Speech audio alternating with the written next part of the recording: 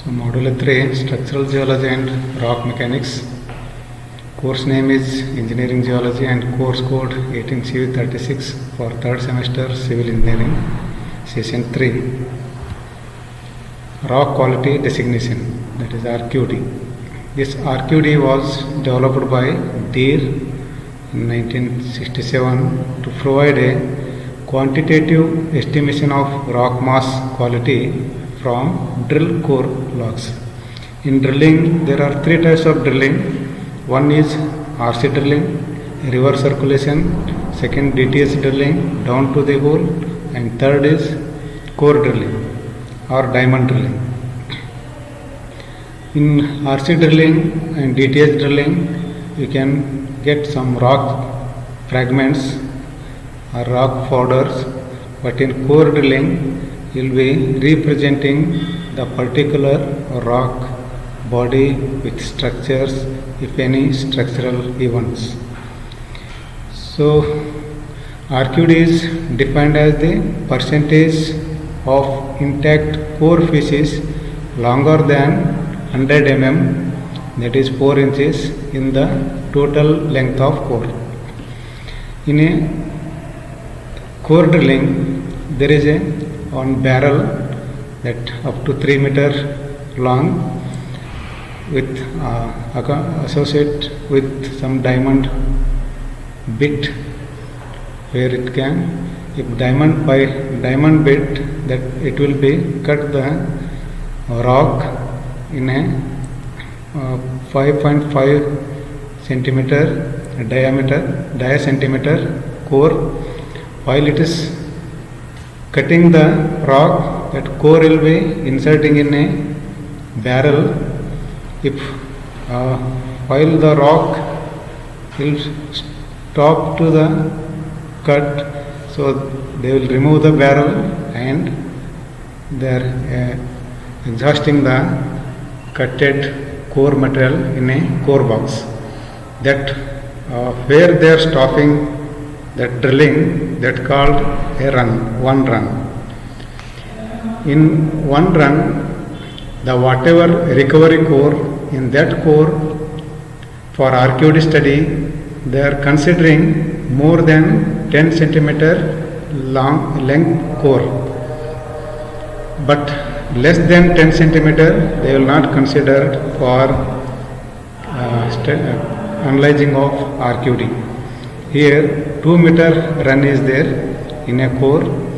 The length of first core face is 38 centimeter, then second one 17 centimeter, and third is 0 because less than 10 centimeter core material. So next is 20 centimeter and another one 35 centimeter. So all here sigma length of core pieces, that is more than 10 centimeter length, that is 38 plus 20 plus 20, 17 plus 35. In run is 2 meter, that is 200 centimeter. So into 100, the percentage of RQD is, it is calculated as a 55%. This is the analysis of RQD in a one run core.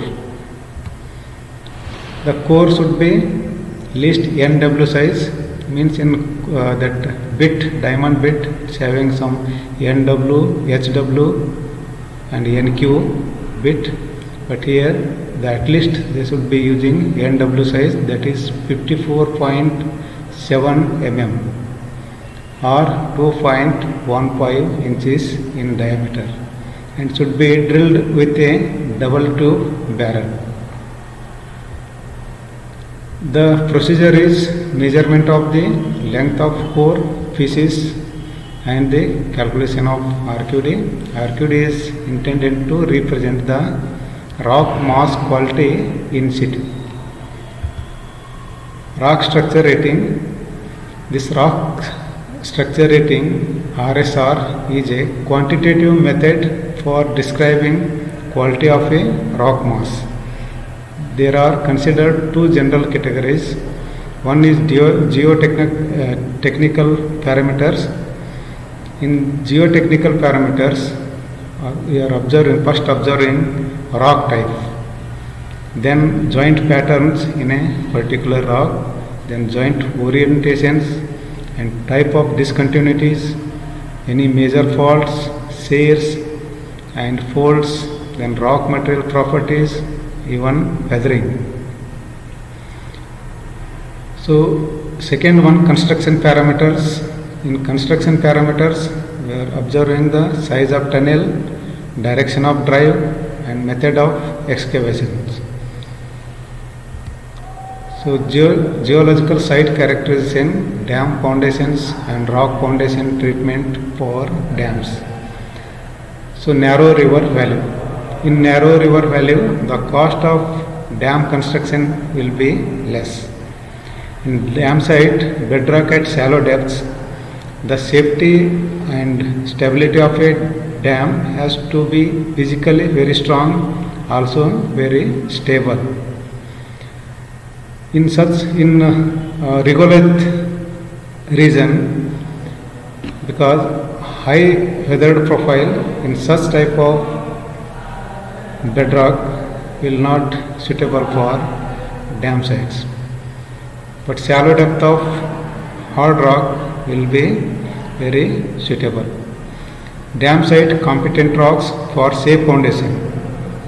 In dam site, if available of igneous rock occurs at the selected dam site, that will be safe basis.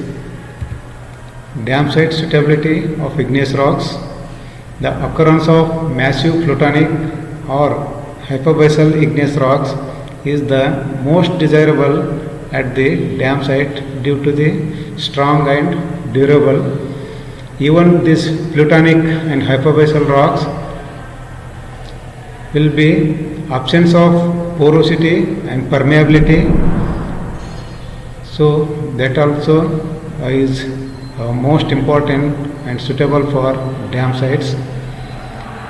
All plutonic rocks like granites, cyanites, diorites and gabbros are very competent and desirable rocks. So volcanic rocks which are vesicular or amygdaloidal are not equally desirable. For example, in our country, a Koyna dam will be constructed in a volcanic rocks, that is basaltic rock. So now we are finding so many problems. Thus, dam sites suitability of sediment rocks. Sediment rocks, the bedding and its orientation, then thickness of beds, nature of compaction and cementation are main features. Grain size, leaching of soluble water, porosity and permeability, associated geological structures and composition of constituent also major attention for dam sites. In sedimentary rocks, if bed thickness is more and competent and cementation, well cemented rock will be suitable. So limestone, which are carbonate type sediment rocks, although it's massive, thoroughly compact and fine textured limestone from quite sound foundations. The Salala Dam in Jammu is located in a limestone region and rock is fine grained dolomitic limestone. Due to the fine grained, it shows some less porosity and permeabilities. So the fine grained dolomitic limestones are suitable for dam sites. Shales are the most undesirable sedimentary rock as far as their suitability for dam sites is concerned. Dam site suitability of metamorphic rocks. Gneisses are mostly competent like granite unless its major foliation and are richly accompanied by mica like minerals. This gneiss will be originated from granitic rock. Granite is where after metamorphism of granite is formed gneiss. But in gneiss, we need to observe the foliation and the composition of mica minerals. Then quartzites are very hard and highly resistant to weathering. So marbles like quartzite are compact, bear a granulose structure, are not porous nor permeable, and practically strong too. But its chemical composition and minerals are unsuitable at dam sites. The marble's chemical composition is calcium carbonate. So carbonate can react with water. That's why they are negligible or unsuitable of marble terrains. Slates bear a typical slaty cleavage, hence this rock is soft and weak and undesirable at dam sites. Dam sites effects of associated geological structures. For the stability of a dam, the occurrence of favorable geological structure is a very important requirement. The dam site cases of undisturbed, that is horizontal strata. This geological situation is good at the dam site because the load of the dam acts perpendicular to the bedding planes. If dam sites beds with steep upstream dip, no uplift on the dam site and no leakage of water from the reservoir due to the steep dip the bedding planes towards the upstream.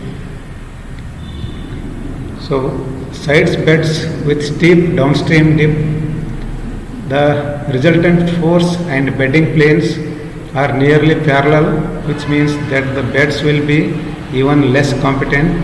So such type of terrains are not suitable for dam sites. Dam sites beds which are folded. Folding are beds which occurs on a relative large scale.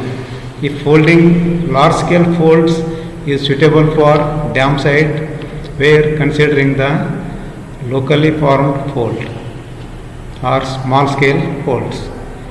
Dam sites beds which are faulted. Occurrence of faulting irrespective of its attitude, strike and dip right at the dam site is most undesirable. So almost we are avoiding the fault zones near the dam sites. Dam sites beds which have joints. Joints are the most common and are found to occur in all kinds of rocks. At the depth considering these joints will be disappearing. So with the size and shape of the joints can decide for the particular suitability of our dam sites. Thank you.